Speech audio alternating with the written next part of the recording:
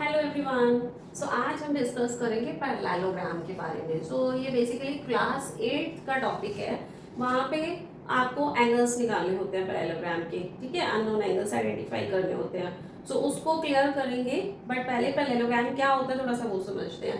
Parallelogram इसको हम represent करते हैं, जब भी क्वेश्चन कर रहे हैं ना तो हम ऐसे टू पैरेलल लाइंस और साथ में जीएम लिख देंगे। ये पैरेललोग्राम को डिनोट करने के लिए यूज करते हैं।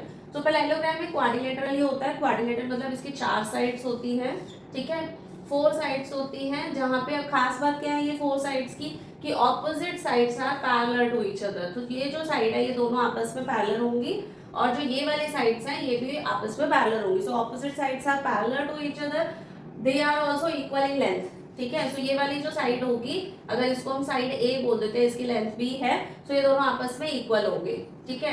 अगर मैं इस पैरेललोग्राम की नेमिंग भी कर दूं तो हम उसको लिख सकते हैं कि इक्वल होंगे, ठीक है। साथ में ये वाली साइड जो है ऑपोजिट साइड्स इक्वल है। थर्ड वन इसकी प्रॉपर्टी जो है, जो आपका सबसे ज्यादा यूज होने वाला है अभी क्लास 8 में, ऑपोजिट एंगल्स आर इक्वल, ठीक है। ऑपोजिट एंगल होते हैं ये वाले, ये जो एक एंगल है इसके सामने जस्ट जो एंगल बनेगा ये ऑपोजिट एंगल है, ठीक है। इधर से अगर आप ये वाला एंगल देखोगे तो उसके सामने दूसरा एंगल जो है वो ऑपोजिट एंगल है। एक बार ऑपोजिट एंगल को थोड़ा बड़ा डायग्राम बना के एक्सप्लेन करते हैं। यहाँ पे जैसे डायग्राम देखें, ये एक पैरेललोग्राम है। इसके वर्टिसेस को हम नाम दे देते हैं A B C and D, ठीक है। यहाँ पे हम लिख सकते हैं कि जो साइड ए बी है, ये वाली side A B, that is equal to the side C D, ठीक है, क्योंकि ऑपोजिट साइड पैरेललोग्राम की इक्वल होती है। अभी एंगल्स देखने हैं ऑपोजिट। ये जो एंगल डी है उसके ऑपोजिट साथ वाले को देख लो कि साथ वाला सी है, उसको छोड़ दो, उसके सामने जो पड़ रहा है। अगर कभी समझ नहीं आता ना तो पेंसिल ऐसे रख के ऐसे देखो कि इसके सामने कौन सा एंगल है, तो इसके सामने है एंगल बी, तो एंगल डी जो है वो एंगल बी के इक्वल होगा, क्योंकि ये एक पैरेललोग्राम है। सिमिलरली एंगल जो ए है उसके सामने देखो कौन सा एंगल बन रहा है, सी, ठीक है। तो एंगल जो ए है वो एंगल सी के इक्वल होगा। पैरेललोग्राम की ये प्रॉपर्टी के बेस पे अभी हम कुछ क्वेश्चन देखते हैं जो आपकी क्लास 8 की बुक में है। यहाँ पे हमारे पास एक क्वेश्चन है, मैंने ये पैरेललोग्राम ड्रॉ किया है। इसमें एबीसीडी एक पैरेललोग्राम है, वहाँ पे एक एंगल 60 डिग्री दे रखा है। इफ एंगल ए 60 तो आपको ऑल अदर एंगल्स बताने हैं। देखो यहाँ पे जो अभी आपको प्रॉपर्टी बताई कि ऑपोजिट एंगल पैरेललोग्राम के इक्वल होते हैं, उसके अलावा भी प्रॉपर्टी यहाँ पे यूज होगी कि sum of all angle of a quadrilateral is 360 degree, ठीक है। यहाँ पे सबसे पहले ऑपोजिट एंगल की प्रॉपर्टी अगर हम लगाते हैं तो एंगल जो ए है वो 60 डिग्री है, तो एंगल सी भी 60 डिग्री ही हो जाएगा। क्यों हो जाएगा? क्योंकि ऑपोजिट एंगल है, इसके सामने ये वाला एंगल है।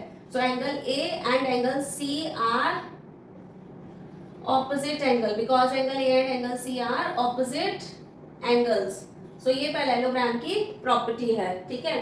अभी यहाँ पे साथ में एंगल ए और एंगल बी का अगर हम सम लगाते हैं, अगर आप यहाँ पे दो मेथड है इसको करने के, आप एंगल बी को एक्स लेट कर लो तो बी भी एक्स हो गया, angle B and angle D भी इक्वल है। क्यों इक्वल है? क्योंकि वो भी ऑपोजिट एंगल है पैरेललोग्राम के, तो वो दोनों को आपने एक्स डिग्री लेट कर लिया, ठीक है।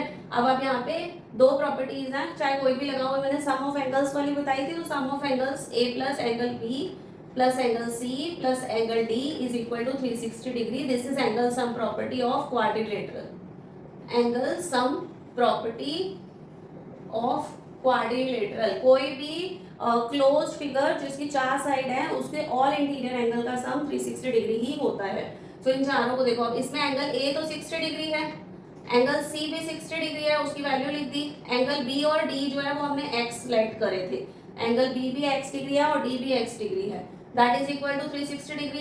60 और 60 120 डिग्री हो गया, साथ में x और x हो गए 2x, that is equal to 360 degree. तो 2x की वैल्यू निकालोगे अगर, तो यहाँ कैलकुलेट करोगे तो ये 120 उधर चला जाएगा, माइनस हो जाएगा। 2x is equal to 360 minus 120, आप माइनस करो इसको, 2x इज इक्वल टू आ गया आपका 240 डिग्री। तो x की वैल्यू आ जाएगी 240, साथ में जो कोफिशिएंट है वो नीचे चला जाएगा, कैंसिल कर दो तो 120 डिग्री। ये एंगल 120 डिग्री है। आपको चारों एंगल निकाले थे ना, एंगल ए आ गया 60 डिग्री, सी भी आ गया 60 डिग्री, एंगल बी और एंगल डी जो है वो 120 डिग्री आए हैं। यहाँ पे आपके पास इस टाइप के क्वेश्चंस आएंगे करने के लिए। क्वेश्चन लिया है सिमिलर टाइप का ही, इसमें भी आपको पैरेललोग्राम एबीसीडी के ऑल एंगल्स फाइंड करने हैं। जिसमें कि आपको एक एंगल बी जो है वो 130 डिग्री गिवन है। ठीक है, यहाँ पे मैं आपको उसका सेकंड मेथड बताऊंगी। जैसे क्वेश्चन नंबर 1 में मैंने थोड़ा इनिशिएट किया था कि 2 मेथड्स होते हैं, तो यहाँ पे प्रॉपर्टी क्या होती है ना कि कॉन्जिक्यूटिव एंगल्स जो होते हैं पैरेललोग्राम के, वो होते क्या है, जो साथ साथ वाले एंगल है, मतलब एंगल ए है तो उसके साथ वाला या तो एंगल बी हो सकता है या फिर डी हो सकता है। कोई भी दो साथ वाले एंगल्स ले लोगे ना, तो उसका जो सम होता है, sum of consecutive angles of a parallelogram that is equal to 180 degree. कोई भी दो साथ वाले एंगल्स का सम 180 डिग्री होता है। ठीक है, तो आप देखो यहाँ पे एंगल ए और एंगल बी का सम आप 180 डिग्री लिख सकते हो। तो यहाँ पे मैंने सबसे पहले एज्यूम कर लिया कि लेट एंगल ए जो है वो x डिग्री है। ठीक है, तो मैंने यहाँ पे इसको एज्यूम किया कि x डिग्री है, तो angle A plus angle B का जो सम है वो 180 डिग्री होगा। क्यों होगा, ये ऊपर रीजन लिखा है कि कॉन्जिक्यूटिव एंगल्स का सम 180 डिग्री होता है। तो एंगल A x डिग्री है प्लस एंगल B आपको 130 डिग्री गिवन है, that is equal to 180 degree. तो x डिग्री की वैल्यू निकाल लो, 180 में से ये इधर आके माइनस हो जाएगा, क्योंकि यहाँ पे प्लस का है, इक्वल्स टू के दूसरी साइड जाएगा तो माइनस हो जाएगा। अगर किसी को इस पे प्रॉब्लम है कि इक्वेशंस कैसे सॉल्व कर रहे हैं तो कमेंट करना कमेंट बॉक्स में, फिर आपको इसको भी एक्सप्लेन कर देंगे। 180 डिग्री में से 130 डिग्री गया तो 50 डिग्री रहा, x की वैल्यू आ गई 50 डिग्री, तो एंगल A आ गया आपका 50 डिग्री। एंगल A अगर 50 है तो एंगल C भी 50 होगा, क्योंकि ऑपोजिट एंगल है पैरेललोग्राम का, ऑपोजिट एंगल्स हैं ये पैरेललोग्राम के। ठीक है, सिमिलरली अगर एंगल बी आपका 130 डिग्री है तो एंगल डी भी आपका 130 डिग्री होगा, क्योंकि opposite angles of parallelogram are equal. So दोनों मेथड्स आपको एक्सप्लेन कर दिए हैं, आप दोनों में से जो आपको इजी लगे वो यूज करके आप इसके क्वेश्चन सॉल्व कर सकते हैं। तो यहाँ पे आपको अभी इस टाइप का बताया जब आपको एक वैल्यू नंबर्स में गिवन है। कई बार ऐसा भी होता है कि नंबर्स में कोई वैल्यू ही गिवन नहीं होती है, उस टाइप के क्वेश्चन को हम नेक्स्ट वीडियो में डिस्कस करेंगे। सो चैनल को सब्सक्राइब कर लो ताकि वो नेक्स्ट वीडियो आपकी मिस ना हो।